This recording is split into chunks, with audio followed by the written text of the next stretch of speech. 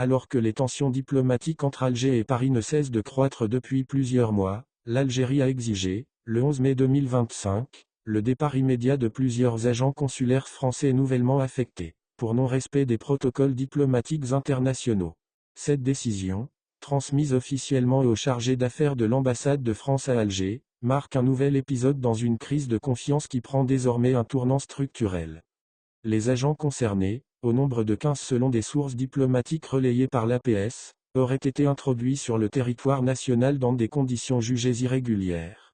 Initialement détenteurs de passeports de service, certains d'entre eux auraient obtenu des passeports diplomatiques a posteriori, sans notification officielle auprès des autorités algériennes. Ce changement de statut, opéré unilatéralement, a été perçu à Alger comme une manœuvre de contournement délibéré des procédures de validation, en violation de la Convention de Vienne régissant les relations diplomatiques et consulaires.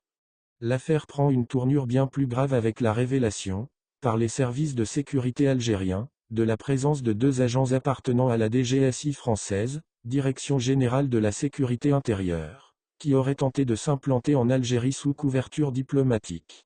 Relevant du ministère français de l'Intérieur, ces individus n'ont jamais été déclarés comme agents de renseignement, ce qui a conduit à leur expulsion immédiate, déclenchée dès l'identification de leur appartenance réelle. L'Algérie considère cette tentative d'infiltration comme une atteinte directe à sa souveraineté, d'autant plus qu'elle s'inscrit dans une série d'actions perçues comme hostiles de la part de Paris. Cet incident s'ajoute à une détérioration progressive des relations bilatérales depuis la mi-2024, marquée par l'échec des tentatives de réconciliation, les expulsions réciproques de diplomates, l'arrestation d'un cadre consulaire algérien à Paris, ainsi que le blocage par la France de l'entrée de plusieurs représentants algériens sur son territoire. À ce jour, 9 consuls algériens, dont 2 consuls généraux désignés à Paris et Marseille, attendent toujours leur accréditation, certains depuis plus de 5 mois. Cette asymétrie dans les démarches consulaires est vécue à Alger comme une provocation silencieuse et un déséquilibre manifeste dans la réciprocité diplomatique. En exigeant le rapatriement immédiat de tous les agents concernés, l'Algérie entend rétablir un cadre rigoureux et transparent dans les relations diplomatiques. Le ministère des Affaires étrangères a rappelé que toute nomination étrangère sur son territoire doit faire l'objet d'une notification préalable et d'un accord explicite des autorités nationales, sans quoi elle est considérée comme nulle et non avenue. Cette volonté de contrôle rigoureux s'inscrit dans une doctrine plus large de souveraineté assumée et de fermeté diplomatique, déjà mise en œuvre lors de l'expulsion des 12 agents français quelques mois plus tôt. À ce stade, la France n'a pas encore officiellement répondu à la demande algérienne, laissant planer l'incertitude sur l'orientation future des relations bilatérales. Mais à Alger, l'heure semble être à la clarté. Entre le rejet des infiltrations sécuritaires, l'exigence d'une réciprocité stricte dans les affectations diplomatiques, et le repositionnement régional via l'IATF et les projets panafricains, l'Algérie veut affirmer qu'elle n'est plus un partenaire périphérique mais un acteur souverain, respecté et incontournable.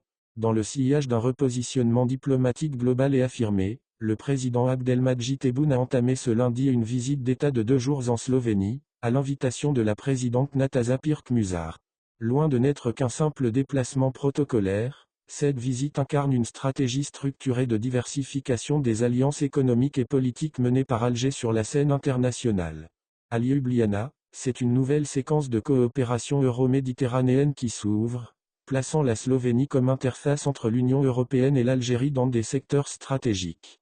Le ton a été donné dès les premières heures. 70 chefs d'entreprise algériens accompagnent le président, soulignant la volonté algérienne de faire de cette visite un forum économique autant qu'un acte diplomatique.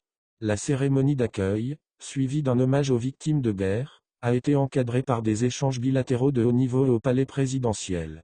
Parmi les sujets abordés figurent des domaines clés comme les technologies numériques et l'intelligence artificielle, l'agriculture, l'apiculture, les énergies renouvelables, la sécurité de l'eau et même les technologies spatiales. Autant de filières dans lesquelles Alger cherche à consolider son expertise tout en intégrant des savoir-faire européens. Les échanges s'étendent également à des thématiques multilatérales sensibles, notamment la situation au Moyen-Orient et en Ukraine, domaines sur lesquels l'Algérie et la Slovénie partagent une même posture de non-alignement actif. Membres non permanents du Conseil de sécurité de l'ONU, les 2 États entendent faire entendre une voix plus indépendante dans la gouvernance mondiale, valorisant le dialogue, le multilatéralisme et la stabilité énergétique. Le partenariat énergétique est d'ailleurs au cœur de cette visite. La société Joplin, acteur slovène majeur du gaz, dépend à près de 50% de l'approvisionnement assuré par Sonatrach, ce qui place l'Algérie en position stratégique dans la sécurité énergétique de la Slovénie. Cette dépendance, dans un contexte post-Ukraine où l'Europe cherche à diversifier ses sources d'énergie, donne à l'Algérie un levier de négociation significatif, qu'elle semble déterminée à utiliser pour transformer des relations commerciales en coopération structurelle durable.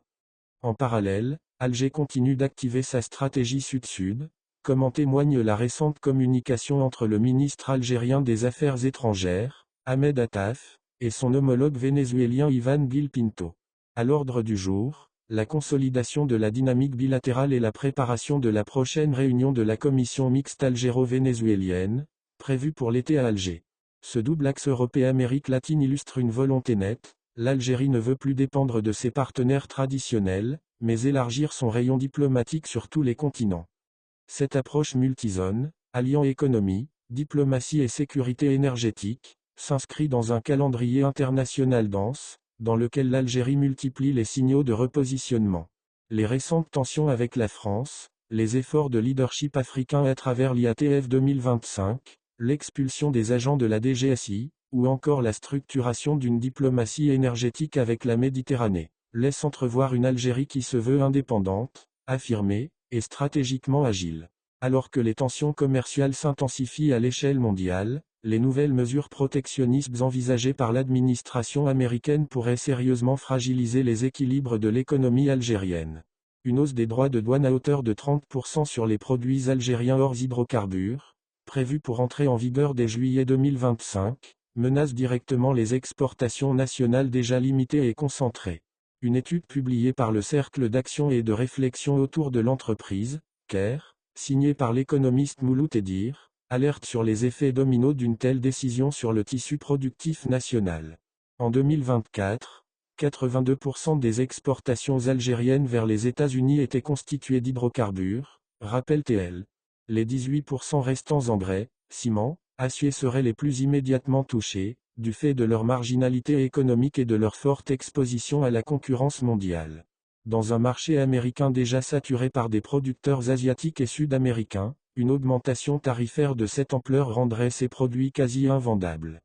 Mais au-delà des chiffres bruts, c'est toute la structure commerciale extérieure de l'Algérie qui est mise en danger. Le CAIR met en garde contre les effets indirects de ces politiques tarifaires sur le marché mondial du pétrole, dont les fluctuations sont très sensibles au désordre systémique des chaînes logistiques. Une pression inflationniste accrue, une contraction de la demande mondiale, ou une réduction des importations asiatiques ou américaines de brut, pourrait avoir un impact massif sur les recettes algériennes, lesquelles dépendent toujours à plus de 90% des hydrocarbures. Face à ce scénario de crise imminente, le rapport du CAIR recommande des mesures d'urgence. En premier lieu, il préconise la création d'un mécanisme de veille stratégique, capable de suivre en temps réel l'évolution des relations commerciales bilatérales avec Washington, et d'alerter les autorités en cas de nouvelle escalade tarifaire. Cette cellule intersectorielle permettrait également de coordonner les réponses des entreprises exportatrices et d'adapter la diplomatie économique. Autre piste explorée, l'activation des canaux diplomatiques, non seulement bilatéraux, mais aussi régionaux et multilatéraux. Le CAIR propose ainsi que l'Union africaine serve de plateforme de dialogue collectif avec les autorités américaines, afin d'exposer les répercussions néfastes de ces mesures sur les pays du Sud. Une approche concertée africaine aurait plus de poids que des protestations isolées. Enfin, les experts insistent sur le caractère limité mais précieux du moratoire de 3 mois accordé avant l'entrée en vigueur des nouvelles taxes.